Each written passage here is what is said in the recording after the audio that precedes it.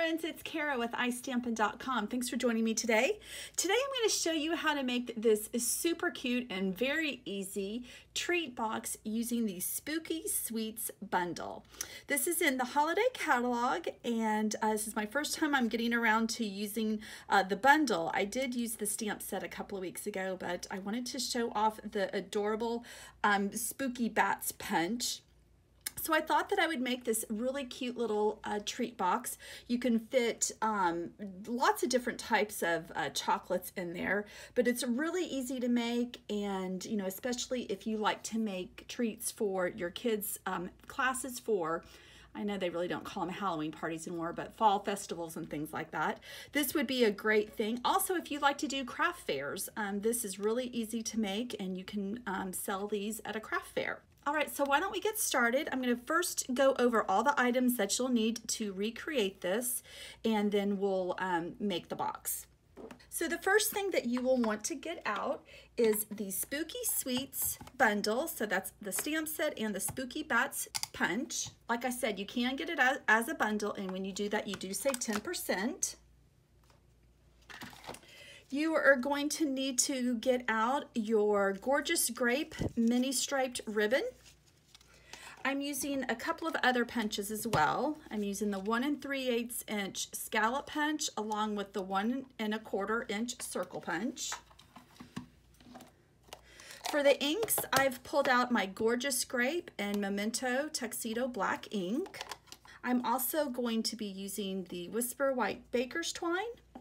And for the cardstock and designer series paper, I have some Basic Black, Whisper White, and Gorgeous Grape, and these two just get out some scraps. And then I have the Toil and Trouble designer series paper. I've chosen the really cute little ghost pattern. The stripes are on the other side, but you're going to need 3 of these, and each one measures 2 1/4 by 2 1/4. And then, other than some snail adhesive, I'm also going to be using some dimensionals and glue dots. You may also need some tear and tape, but you may be able to get away with that. But other than that, we are ready to start. Okay, so first let's make the box. So you're going to start off with a piece of basic black cardstock, and this measures 8 inches by 4 1/4, and we're going to do some scoring. So this is our Simply Scored scoring tool, and I'm going to start off in Portrait. And these are the dimensions that you'll want to score your cardstock at. We're first off going to start at a 1/2 inch, 1 inch. Then we're going to move to 3 1/2 inches, and then the last one is 4 inches. Okay, now let's rotate it to landscape, and we are going to score at 2 1/2 inches and 3 inches, and then let's move over to 5 1/2 inches and then 6 inches. And all of our scoring is done. Next, take your bone folder and burnish on all of the score marks. You want to do, you want to make sure you get really crisp score marks or score lines with your bone folder. And we'll do the sides as well. And then you'll want to get out your scissors. We're going to be cutting off quite a bit of the sides that will be removed to create the box.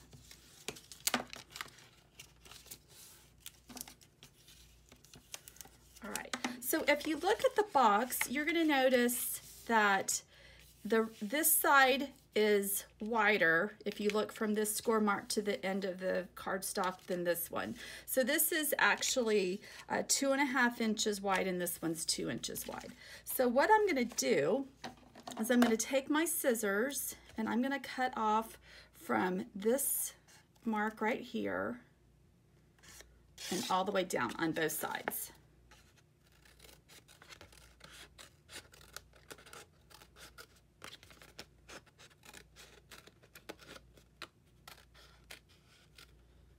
So we don't need this part.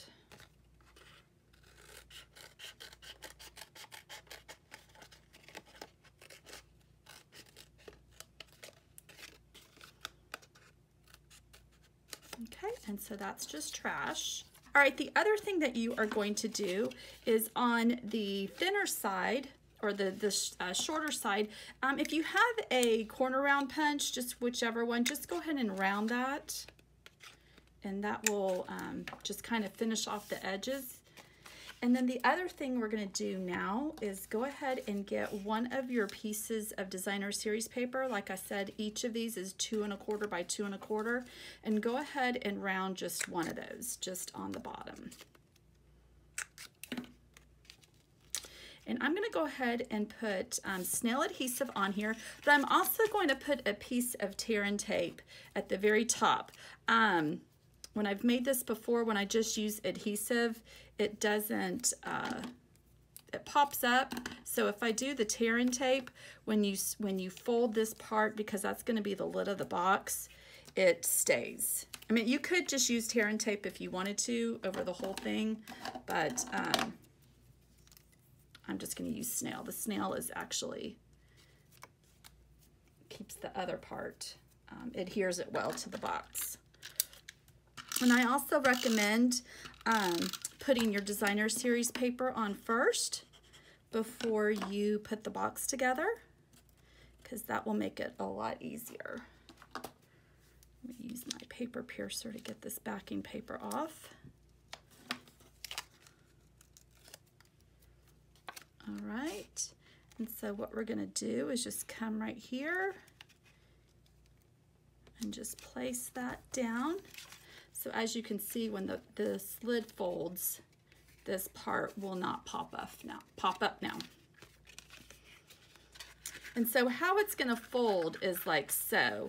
So here, we're going to want the ghosts going this way as well.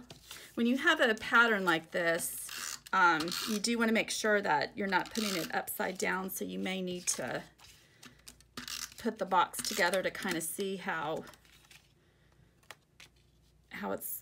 you need to have your patterns going. Okay, so you can see that, and so then this, we're going to want our ghosts going that way, if that makes sense. So the back, this piece is the opposite of the other two.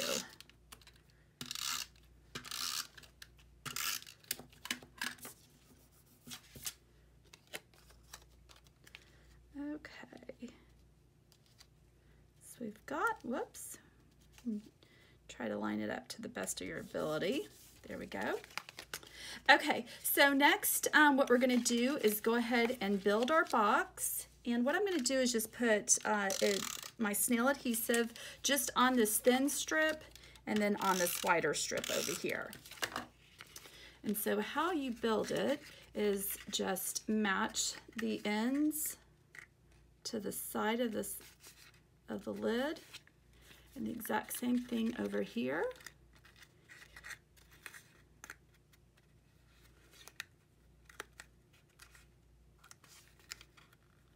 And there we have it.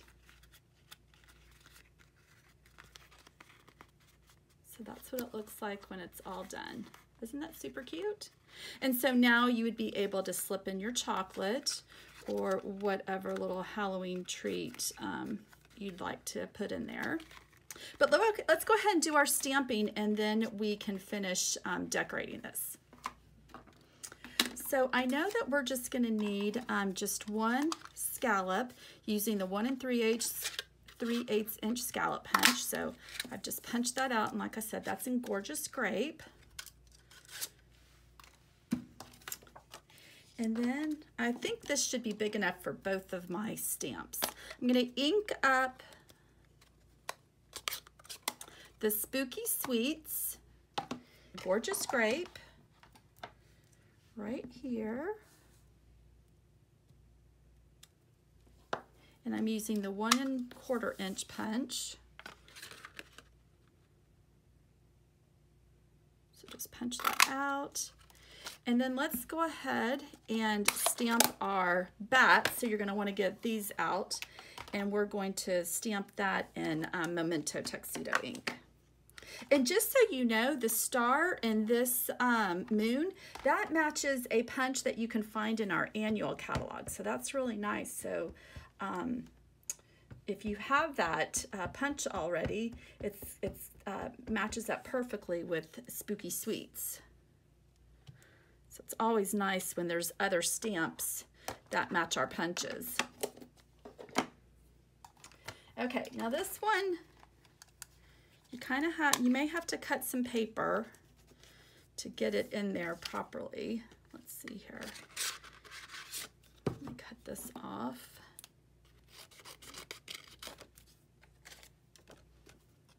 But it does work. Let's see. Make myself a little handle.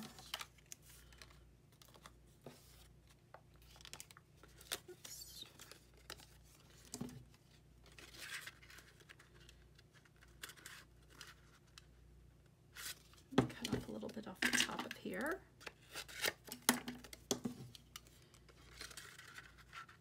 There we go. Okay, so now just line it up, and really I'm only concerned about the middle bat, but if you're wanting to get them all perfect, you know, you should be able to line them up all the same, but really I'm just interested in this middle one.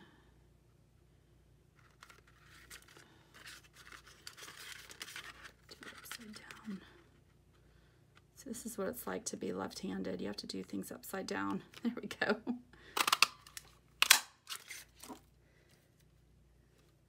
Okay, and so there's that one. And then you can save these for future projects. All right, so let's go ahead and put this together. But before I adhere this to the Gorgeous Grape Scallop, I'm gonna go ahead and poke a hole with my paper piercer,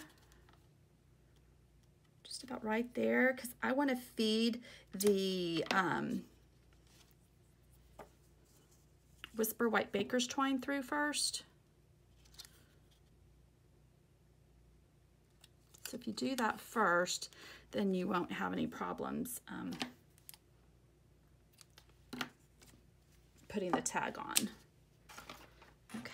And so next, let's just get some Stampin' Dimensionals, and I'm going to go ahead and put 2 on here.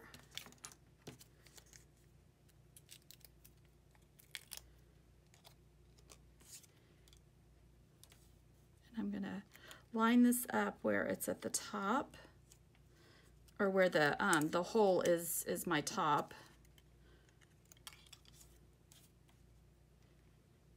Just make sure all your scallops are even. There we go. And then I'm going to get 1 glue dot. And I'm just going to put the glue dot right behind the center of the body. And then that's just going to kind of hang off. So the wings are going to hang off the top of the tag like so. All right. Okay, so now we can bring this back in, and let's go ahead and tie our ribbon around the box. So let's get out our mini striped ribbon. And we're gonna go ahead and so go ahead and put your candy in there before you do this, obviously, but you know, some people may forget to do that. And then you can either just do a square knot or a bow. I'm gonna do a bow. Hopefully I got enough ribbon. Okay. And I'm gonna slide this up a little bit like so, and then just tie a pretty bow. This ribbon's really nice. You shouldn't have any issues making a pretty bow with it. That's one thing I love about our embellishments and our ribbons. They're so nice.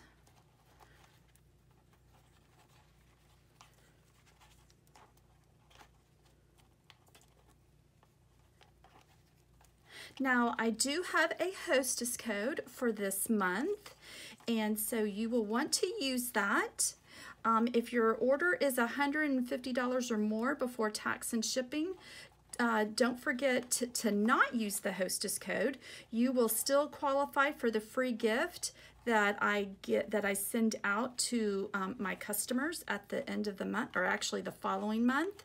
But also, I just want to let you know that I have a new program that I started this month that you will be able to get free tutorials. So this month, it's all about Halloween. There are 6 tutorials.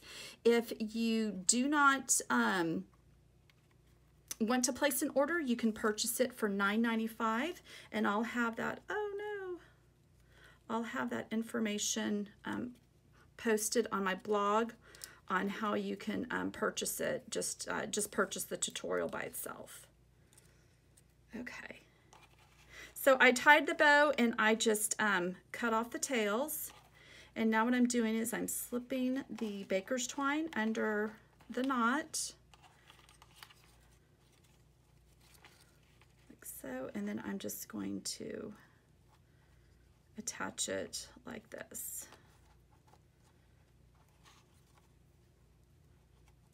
Make a knot. And you do want to have a little bit of a give where the tag can dangle just a little bit, but you don't want it too loose. And then I'm just gonna hide the knot behind the ribbon. Okay, so I'm just gonna come in and